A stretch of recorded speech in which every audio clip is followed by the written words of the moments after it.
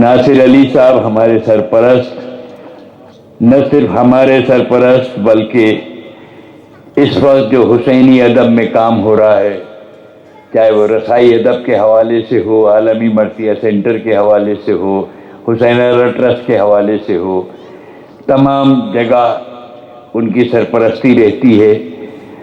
ناصر علی صاحب IRS ہیں، chief principal commissioner income tax, ہمارے سرپرست، میں نہایت ادب و احترام کے ساتھ، اور جناب زینب کی شخصیت، کربلا کے شہیدوں کے سلسلے میں جو ان کی گفتگو ہوتی ہے، لاجواب گفتگو، میں نہایت ادب و احترام کے ساتھ گزارش کر رہا ہوں ناصر بھائی سے تشریف لائیں اور بارگاہ جناب زینب میں اپنی تقریر سے اپنی حاضری درج کرائیں۔ جناب ناصر علی صاحب، نہایت ادب و احترام کے ساتھ آپ کی خدمت میں گزارش، تشریف لائیے۔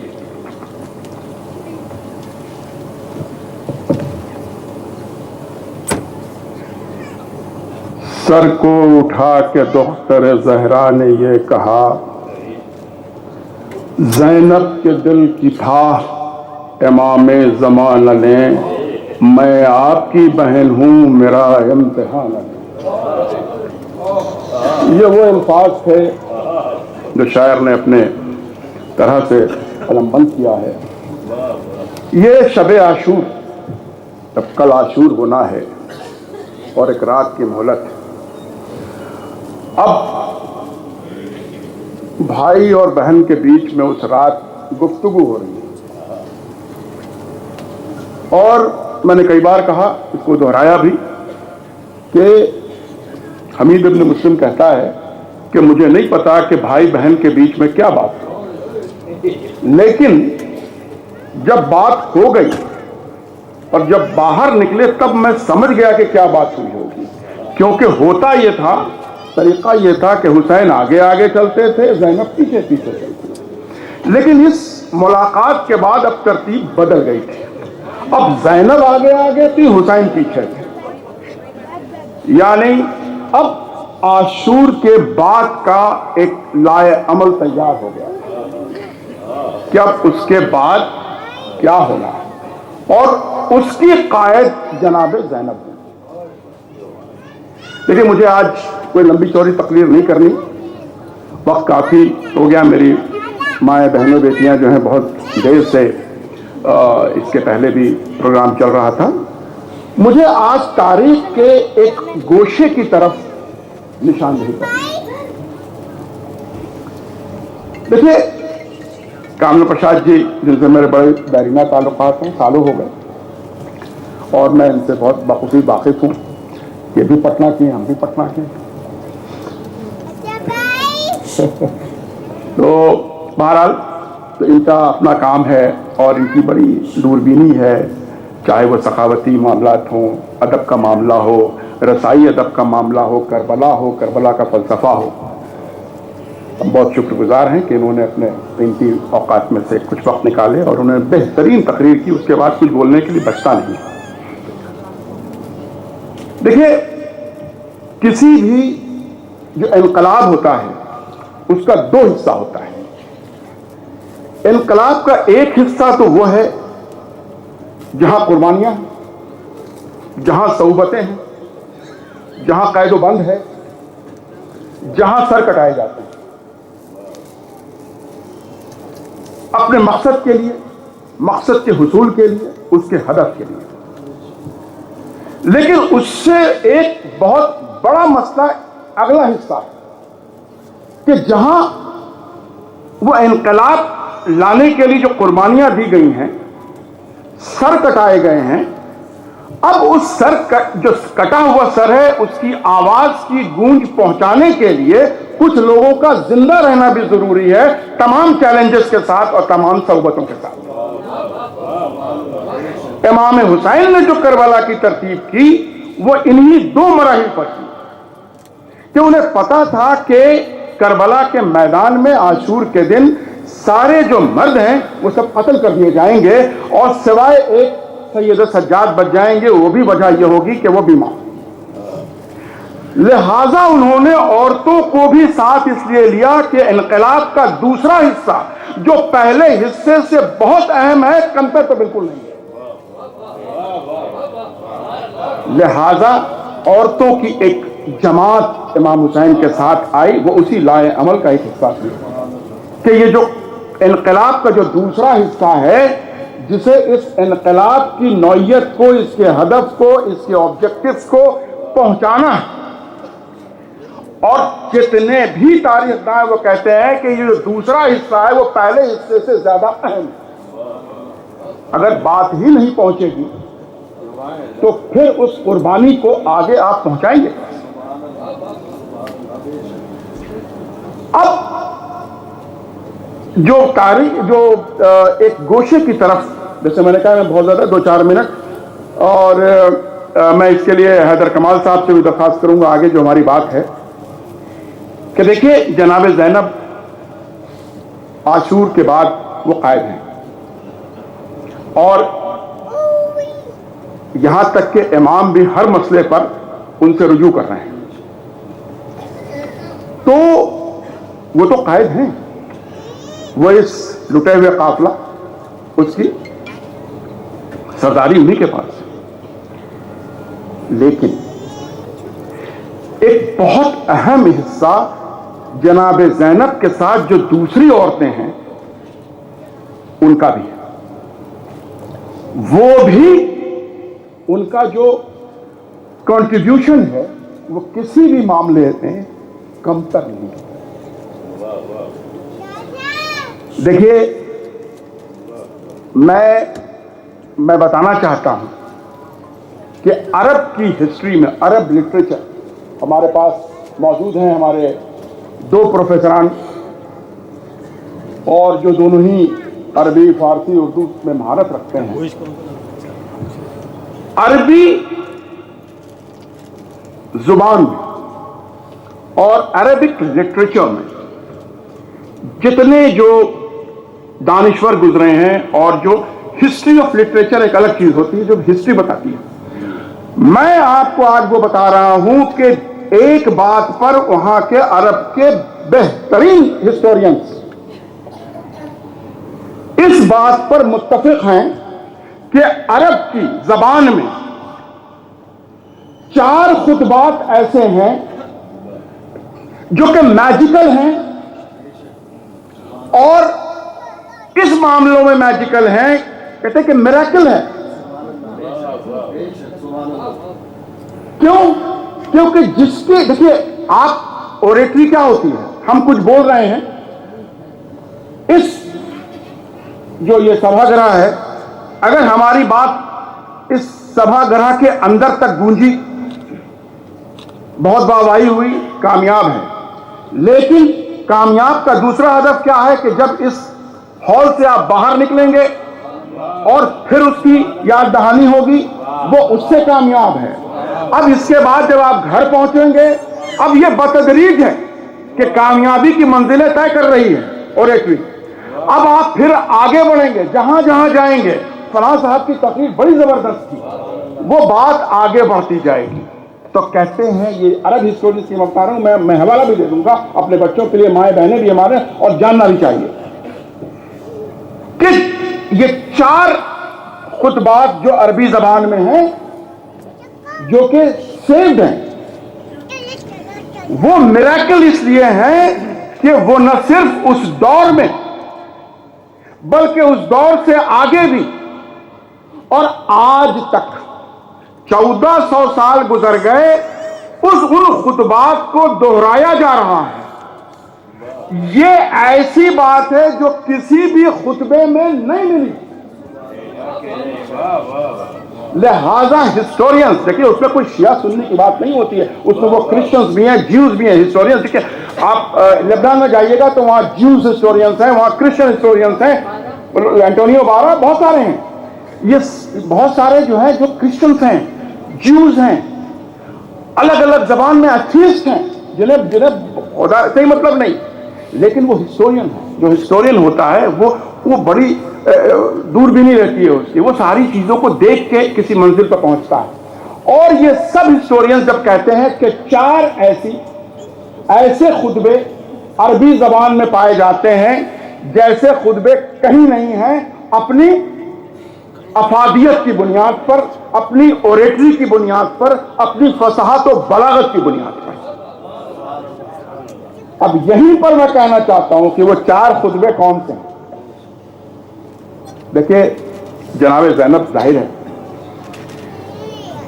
کوئی جواب ہی نہیں، لیکن ہسٹورینز کیا کہتے ہیں کہ 2 خطبے جو جناب زینب کے ہیں، وہ 2 خطبے کون سے ہیں جو انہوں نے حاکم کوفہ کے سامنے، جو کوفے کے دربار میں جب انہوں نے وہ خطبہ دیا، وہ تاریخ کی کتابوں میں موجود ہے۔ اور دوسرا خطبہ جو حاکم وقت تھا، جو شام کے دربار میں جو دیا، وہ 2 خطبے ایسے تھے جو حالات کو دیکھتے ہوئے، جو صعوبتوں کو دیکھتے ہوئے، چیلنجز کو دیکھتے ہوئے، آپ تصور کریں مجمع کون سا تھا جس کے سامنے زینب بول رہی ہیں ایسا ہوسٹائل۔ دیکھیے نہج البلاغہ اپنی جگہ پہ، لیکن مجھے کہنے دیجیے مولا علی کو اتنا ہوسٹائل ایٹموسفیئر نہیں ملا تھا جہاں انہوں نے خطبے دیے ہوں، حالانکہ وہ انہی کی تربیت یافتہ تھی۔ تو کہا 2 خطبے جناب زینب کے ہیں جو کہ کوفے کے دربار میں دیے گئے اور شام کے دربار میں دیے گئے۔ اب بات یہ ہے کہ ہسٹورینز کا وہ 2 اور خطبہ کون سا ہے؟ اب آپ جگر تھام کے بیٹھیے، کہتے ہیں کہ وہ 2 خطبے جناب ام کلثوم کے ہیں جو کہ کوفے کے بازار میں دیے گئے اور شام کے بازار میں دیے گئے، اور وہ بھی تاریخ میں موجود۔ دونوں خطبوں کی نوعیت الگ۔ جناب زینب نے جو خطبہ دیا وہ قرآن کی روشنی میں، احادیث کی روشنی میں، اقوال رسول کی روشنی میں جو بھی حاکم بول رہا تھا اس کا رد جو انہوں نے کیا ہے وہ قرآن کی آیتوں کے ذریعے کیا ہے یا رسول کے اقوال کے ذریعے کیا ہے۔ لیکن جناب ام کلثوم نے جب بازاروں میں خطبہ دیا، ان کا ایک خطبہ کوفے کے بازار میں، ایک جو خطبہ ہے وہ شام کے بازار میں، وہ قرآن و حدیث کی روشنی میں نہیں ہے بلکہ اخلاقیات کی بنیاد پر ہے، مورل اتھارٹی پر ہے۔ اب دونوں بہنوں نے آپس میں بانٹ لیا کہ اگر جو وہاں لوگ ہیں وہ قرآن کو ماننے کو تیار نہیں، اقوال رسول کو ماننے کو تیار نہیں، تو کم سے کم دنیا کی اخلاقیات کو تو مانیں۔ لہذا اخلاقیات کی بنیاد پر جو خطبہ دیا وہ جناب ام کلثوم نے دیا، اور قرآن و حدیث کی روشنی میں جو خطبہ دیا وہ جناب زینب نے دیا۔ اب دیکھیے میں اپنی بات ختم کرتا ہوں۔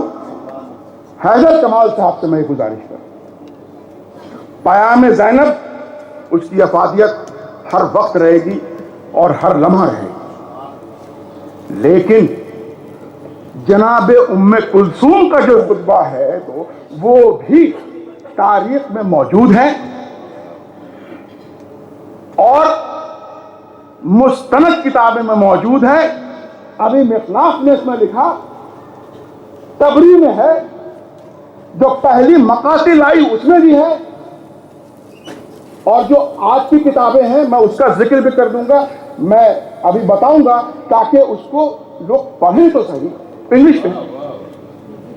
تو لہذا میں یہ چاہوں گا کہ حیدر کمال صاحب ایک پیام زینب کے جو ہے پیام ام کلثوم کا بھی وہ کرے، جہاں ان کے خطبوں کو بھی، کیونکہ وہ خطبہ وہ ہے جو اخلاقیات کے جو نہج ہے اس پہ۔ اور ایک بات بتائیں آپ کو، دیکھیے جو ہم نے کہا نا کہ کربلا کو اس گھرانے کی عورتوں نے بہت آگے بڑھایا ہے، کچھ خطبے اور بھی ہیں، وہ بھی کتاب میں قلم بند کیے گئے ہیں. وہ تو ہے. آج میں عورتوں کی بات کر رہا ہوں. آج چونکہ جناب پیام زینب کا میں کربلا کے سانحے کے بعد جو عورتوں نے کردار دیا ہے ادا کیا، وہ میں اس کی طرف میں صرف آج اپنی بات کو رکھتا ہوں. کچھ خطبے جانتے ہیں کس کا ہے؟ جناب سکینہ بنت الحسین کا. 4 سال کی بچی. آپ سنتے آئے ہوں گے کہ جو قید خانے کے دروازے پر آ کے بچوں کو جمع کر کے وہ کربلا کی داستان سنایا کرتی ہے. عرب کا دستور یہ ہے کہ وہ ہر چیز کو رقم بند کر لیتے ہیں. جناب سکینہ نے جو ان بچوں کے بیچ میں جو تقریریں کی ہیں تاریخ کے پنوں میں وہ بھی موجود. اور جس کو شمیم برنی صاحبہ، وہ بھی ایک عورت شمیمہ برنی، انہوں نے کتاب لکھی سکینہ دی نیریٹر آف کربلا، جس میں جناب سکینہ نے جو بچوں کو خطاب کیا ہے اس کو بھی رقم بند کر دیا. اس لیے میں چاہوں گا حیدر کمال صاحب کہ جناب سکینہ بنت سکی، وہ بھی کہ اس گھرانے کی تو چاہے وہ بچے ہوں بڑے، یہ سب نہج البلاغہ ہیں. اب ضرورت اس بات کی ہے کہ ہم دیکھیں جب دوسرے اس کو دنیا کے پردے پر لا رہے ہیں، ہماری ذمہ داری تو زیادہ ہے نا. ہماری ذمہ داری زیادہ ہے. اگر ہم ہی ان جو میراکلز ہیں، وہ معجزات ہیں، وہ معجزاتی خطبے ہیں جس میں اخلاقیات ہیں، جس میں وحدانیت ہے، جس میں رسالت کا ذکر ہے، ہماری ذمہ داری ہے کہ ہم بھی ان کو دنیا کے جگہ پر پہنچائیں. میں اپنی بات ختم کر رہا ہوں، لیکن میں ان کتابوں کا ذکر کر دوں کہ دیکھیے ایک کتاب یونیورسٹی آف ٹیکسس 2005 میں چھپی، the women of Karbala ritual performance and symbolic discourses. یہ وہ ساری کتابیں جو میں ابھی 3-4 کتاب، جس میں جناب ام کلثوم کے خطبے، جناب زینب کے خطبے، جناب سکینہ کے خطبے، جناب ام رباب کے خطبے، جناب ام لیلہ کے خطبے، یہ ساری عورتوں کے خطبے ہیں جو کہیں کہیں دیے گئے ہیں. اور میں بتاؤں اس کو یکجا کرنے والا کوئی شیعہ نہیں ہے، اس کو یکجا کرنے والا کوئی مسلمان بھی نہیں ہے. یہ سارے کرسچن، میڈم کرسچن کے علاوہ ایسے ہیں جو ایتھیسٹ ہیں، لیکن یہ سارے خطبے اخلاقیات کی بلندی پر ہیں.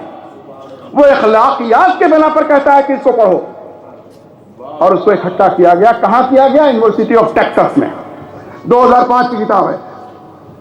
لارا ڈیپس، ان کی کتاب ہے فرام مارننگ ٹو ایکٹیویزم، کہ کس طرح سے آنسوؤں کے دھارے کے ساتھ ایکٹیویزم آئی. متحرک جو کربلا ہے، یہ متحرک ہے، ڈائنامک ہے. یہ 1400 سال سے یہ متحرک ہے، یہ منجمد نہیں ہوئی ہے. اور اس کو، اور یہ ساری کتابیں جو کربلا کی عورتیں ہیں ان پر لکھی گئی. لارا ڈیز، وہ بھی اپنے لیے. دوسرے لوگ پی ایچ ڈی کر رہے ہیں، ڈیلیٹ کر رہے ہیں، سب کر رہے ہیں. بھائی ہمیں کم سے کم یہ تو پتا ہونا ہی چاہیے، یہ تو ذمہ داری اپنی ہے. تو دیکھیے طاہرہ قطب الدین، جنہوں نے ان ساری چیزوں کو یکجا کیا ہے، جہاں عرب ہسٹورین نے یہ کہا کہ یہ 4 خطبات ایسے ہیں جو کہ شاہکار ہیں عربک لٹریچر کا، اپنی افادیت کی بنیاد پر، اپنی زندگانی کی بنیاد پر، اور اپنی ریلیونس کی بنیاد پر. ان کی کتاب ہے طاہرہ قطب الدین کی Arabic oration art and function. یہ بھی ہندوستانی نہیں ہے، باہر کی. تو دیکھیے میرا کہنا یہ ہے کہ کربلا کی عورتوں کا جو کردار ہے کربلا کے بعد، ہم تک کربلا پہنچی ہی ہے ان کی وجہ سے. اور آج میری مائیں، بہنیں، بیٹیاں یہ سب زمین میں بیٹھی، انہی کے صدقے میں کربلا ہم تک پہنچی ہے. آپ یہ یقین مانیں، اپنے گھر کا جائزہ لے لیں. करबला हमको घुट्टी में पिलाई गई है औरतों के जरिए, चाहे वो माओ के जरिए हो, बहनों के जरिए हो, दादियों के जरिए हो। ये तो हर घर की कहानी है।